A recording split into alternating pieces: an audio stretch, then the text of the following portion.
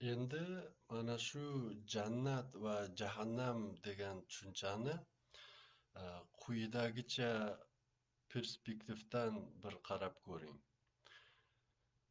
Aslida har bir insonning ichida, har bir insonning o'zida ana o'sha jahannam degan narsa mavjud bo'ladi. Chunki inson, biz aytgandek, tashqi muhit uning ichini, ya'ni uning asl kimligini zuhur qiladi, manifestatsiya qiladi.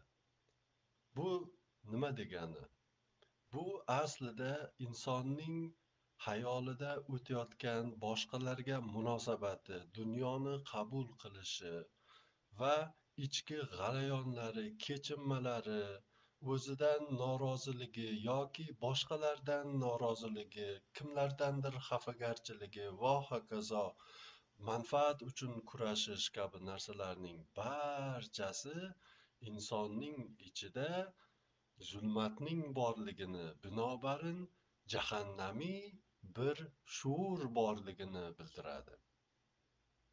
Shu zaylda inson aslida jahannamni o'zining ichida, ongida yashaydi.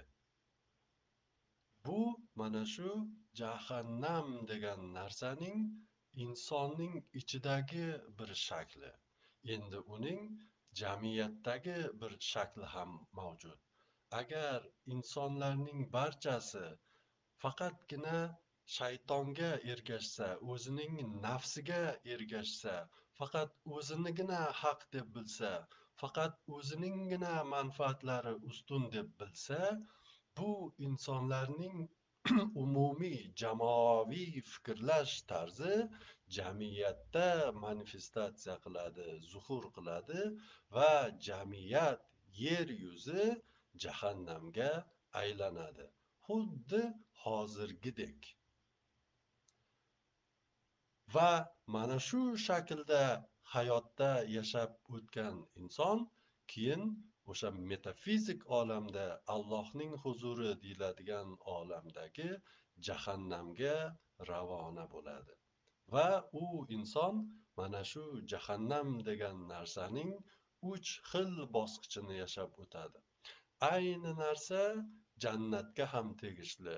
Qachon inson boshqalarni sevishni o'rganishni boshlasa, boshqalarga hurmat ko'rsatishni boshlasa, samimiy bo'lsa va yaxshilikni bayroq qilib olsa, sevgini, muhabbatni bayroq qilib olsa, u insonning qalbida ilhom va mutmainnalik, ya'ni Allohdan rozilik hissi paydo bo'ladi, shakllanishni boshlaydi. Binobarin bu narsa insonning o'zining ichida bir jannatiy sevgi va muhabbat, hurmat, ehtirom bilan to'lgan bir muhitning paydo bo'lishiga olib keladi va insonga xotirjamlik, ya'ni jannatiy bir muhit beradi.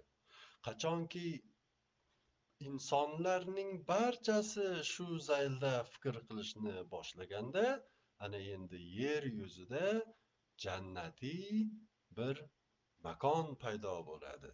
Mana shu yer yuzidagi jannatni ifodalaydi.